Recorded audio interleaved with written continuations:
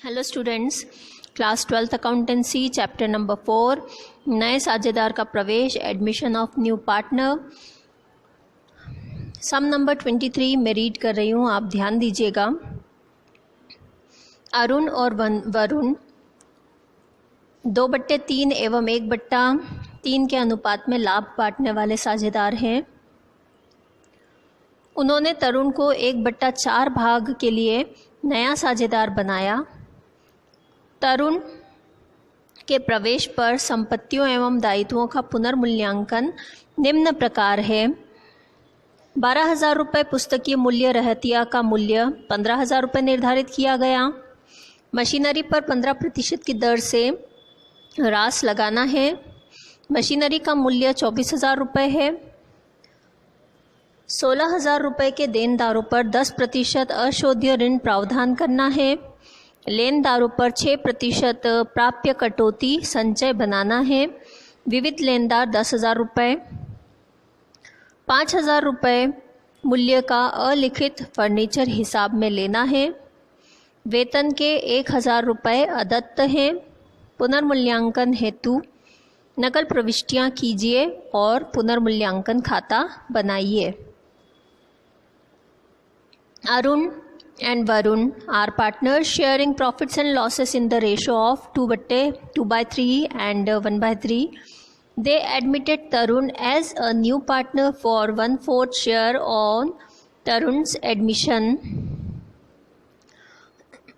Assets and liabilities are revalued as under. First, stock, which book value was rupees 12,000, revalued for rupees 15,000.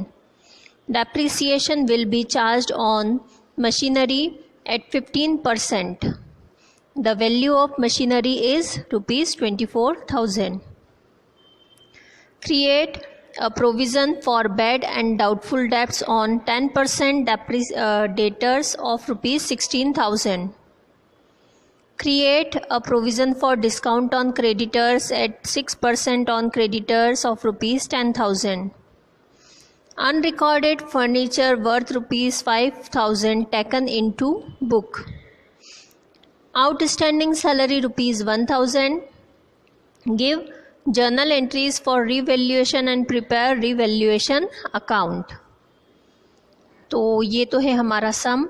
हमें revaluation account prepare करना है और उससे related journal entries करना है। यहाँ पर हमें अरुण और वरुण का ओल्ड रेशो दिया हुआ है। न्यू पार्टनर 1/4 शेयर के लिए एडमिट हो रहा है फर्म में। उस कंडीशन में एसेट्स एंड लाइबिलिटीज़ का रिवैल्यूएशन किया है, तो उसमें क्या रिजल्ट आया वो दिया है। उसके बेसिस पे हमें रिवैल्यूएशन अकाउंट के तो स्टार्ट करते हैं हम हमारा सॉल्यूशन। ओके, तो रिवैल्यूएशन अकाउंट प्रिपेयर करने और उसकी जर्नल एंट्री करने से पहले हम थोड़ा सा एक नॉर्मल पार्ट रिवैल्यूएशन अकाउंट का डिस्कस कर लेते हैं। रिवैल्यूएशन अकाउंट जो है प्रॉफिट एंड लॉस, यानी ये नॉमिनल अकाउंट है तो प्रॉफिट एंड लॉस के रूल्स इस पे एप्लीकेबल होते हैं। एसेट्स अगर इंक्रीज़ हो रही है, यानी एसेट्स की वैल्यू अगर इंक्रीज़ हो रही है तो ये बेनिफिशियल है, प्रॉफिटेबल है, तो इसे हम इंक्रीज इन एसेट्स को हम लिखते हैं क्रेडिट साइड में, जितने अमाउंट से एसेट्स इंक्रीज हो रही है। ऐसे ही डिक्रीज इन एसेट्स, अगर एसेट्स डिक्रीज हो रही है तो ये बिजनेस के लिए लॉस है, तो उस लॉस को हम डेबिट साइड में लिखते हैं, जितने अमाउंट से हमारी एसेट्स डिक्रीज हो रही है उतने अमाउंट से। जस्ट अपोजिट, अगर लाइबिलिटीज़ इंक्रीज हो रही हैं तो डेफिनेटली बिजनेस के लिए ये लॉसफुल है, इसलिए इसे हम डेबिट करेंगे। एंड अगर लाइबिलिटी डिक्रीज हो रही है तो ये प्रॉफिटेबल है, तो इसको हम क्या करेंगे, क्रेडिट।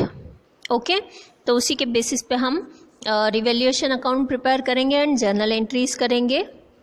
ठीक है, वैसे रूल्स के अकॉर्डिंग जर्नल एंट्री पहले होनी चाहिए, देन रिवैल्यूएशन अकाउंट बनना चाहिए, बट मैं आपको थोड़ा रिवर्स इफेक्ट से ये सम करवा रही हूँ सो दैट आपको समझना ईजी हो जाए। हम पहले रिवैल्यूएशन अकाउंट डिस्कस कर रहे हैं और बना रहे हैं, उसकी हेल्प से हम जर्नल एंट्री करेंगे। ओके, तो हम सम रीड करते जाते हैं एक एक point and revaluation account prepare करते जाते हैं।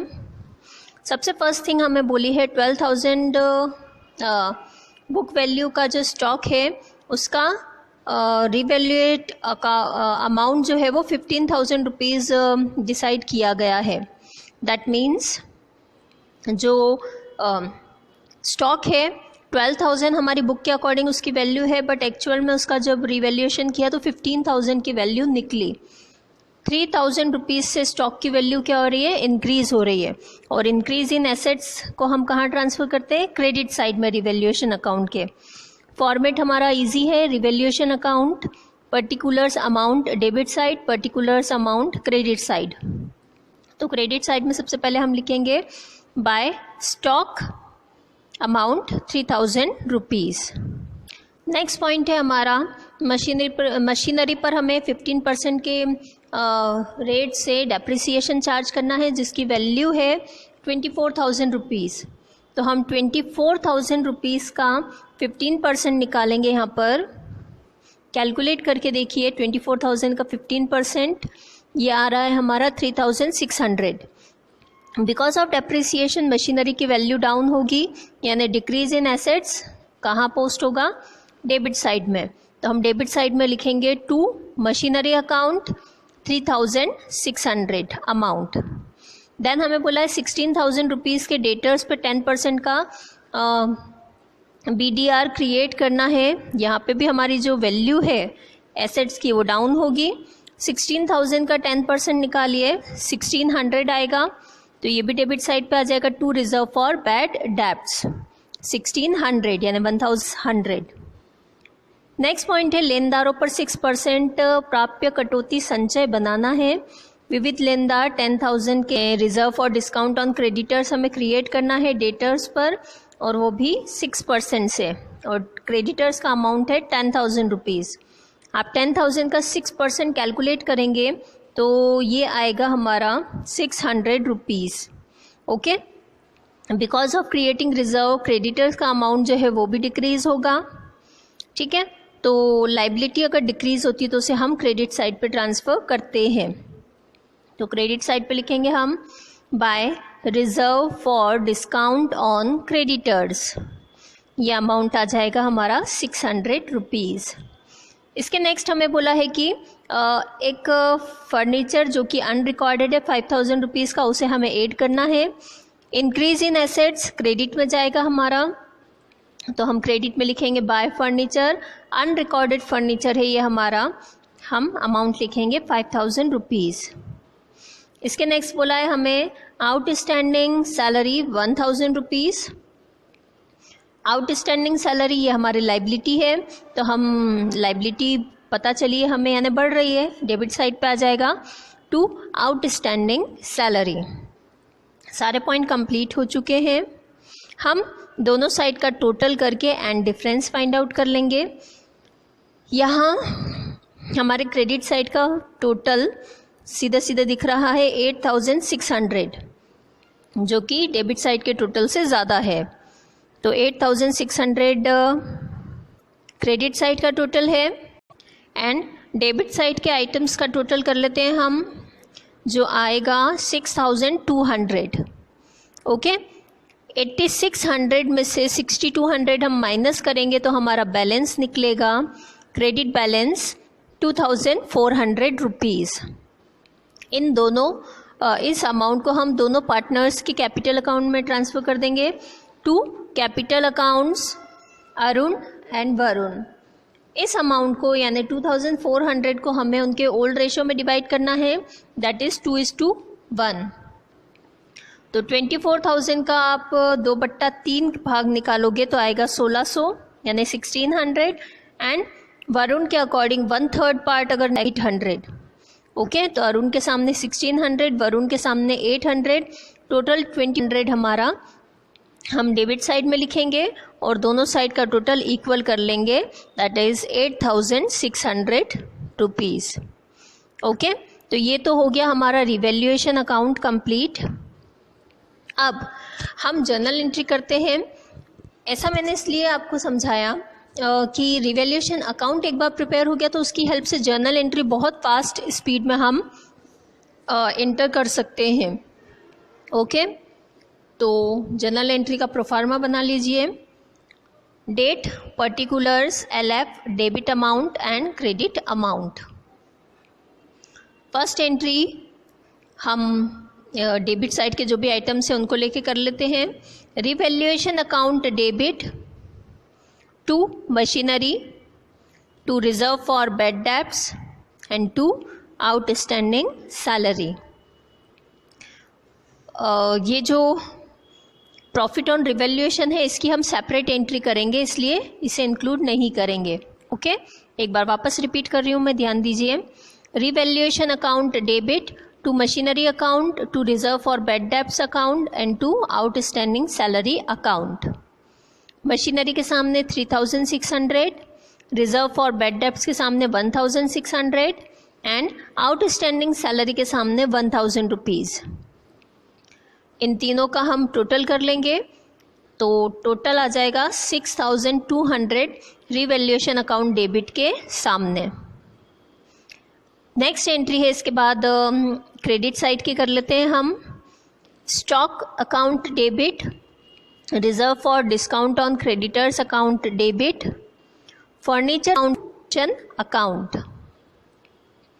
सो स्टॉक के सामने 3000, reserve for discount on creditors account के सामने 600 एंड फर्नीचर अकाउंट के सामने 5000 रुपीज़ लिखेंगे हम और इन तीनों का टोटल कर देंगे जो कि आ रहा है 8600। ओके, दोनों ही एंट्रीज में नरेशन हमारा ऑलमोस्ट सेम आ जाएगा। Assets and liabilities revalued. Last entry हो जाएगी यहाँ हमारी जो प्रॉफिट हुआ है हमें रिवैल्यूएशन पे उसे ट्रांसफ़र करने की। Revaluation account debit to Arun's capital account to Varun's capital account. Arun's capital account में 1600, वरुण्स कैपिटल अकाउंट के सामने 800, टोटल 2400 रिवैल्यूएशन अकाउंट डेबिट के सामने।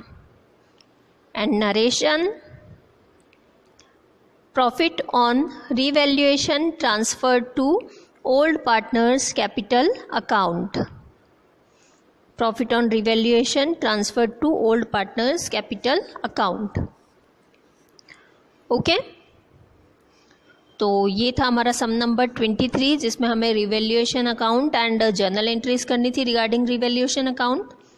होप सो आपको ये समझ में आया होगा। थ्योरी पार्ट सम करने से पहले एक बार मैंने बताई भी है और आप बुक से भी रिवाइज करना सो दैट आपको समझने में ईजी हो जाए। Thank you.